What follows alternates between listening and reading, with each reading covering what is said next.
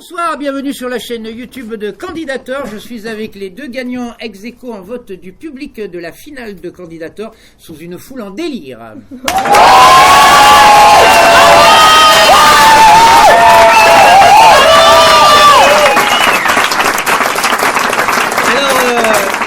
Le vote du public pour cette finale lyonnaise est tombé et il s'avère qu'on n'arrive pas à vous départager, que l'un comme l'autre, il y a eu autant de décibels enregistrés dans la salle au niveau de l'applaudimètre. Donc on vous met ex aequo, mais vous vous connaissez bien tous les deux. Oui. Ben oui, on s'est vu depuis les dernières étapes. Depuis, en fait, sur Candidator. Très bien. Tu as l'air d'avoir un peu peur de lui. T'as raison. Très bien. Martin, je garde le meilleur pour la fin, ne m'en veux pas. J'entends par là le respect pour les femmes. Hein. Attention, bien sûr, je ne me permets pas de juger artistiquement. Martin, il semblerait au niveau de ton stand-up que tu envoies des messages et que tu encourages à se débarrasser des cons, en fait. Ah non, pas du tout. Ah, alors je n'ai rien compris à ce que tu fais.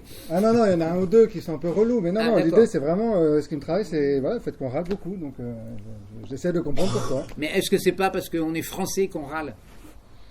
Bah, il n'y a pas que ça, c'est plus compliqué quand même. D'accord. C'est un peu plus compliqué. Tu souhaites... Mais il y a de ça un peu, mais je ne l'ai pas mis là, mais il y a un peu de ça. Tu souhaites présenter un stand-up dit intellectuel, là? Tu t'es pas marré tout à l'heure? Si. C'est pas parce que c'est pas intellectuel. Non, mais c'est quoi le but de ta démarche? C'est d'élever les consciences? Non, oui, j'aime bien écrire avec du fond, mais l'écrire de façon drôle, mais avec du fond. Très bien. Voilà. Donc c'est particulier. Ok. Mademoiselle Laure et Mono, tu te sers de ta vie, de tes 4 enfants, de tes galères. Ils sont jeunes, hein, tes enfants. Ils ont quel âge? Ils ont 7, 5, 3, 1. 7, 5, 3, 1. Apparemment, la vie n'est pas simple. Tu as décidé de faire rire avec ta vie de famille compliquée. Tu le dis dans ton spectacle, on l'a pas vu ce soir, mais comment, après 4 enfants et après la vie trépidante que tu mènes, peux-tu être aussi menu? Oui, alors, vous voulez que je vous donne les tuyaux tout de suite? Vas-y. Ok, alors déjà, il faut pas prendre beaucoup de poids enceinte. Hein. Ensuite, il faut se remettre au sport. Hein.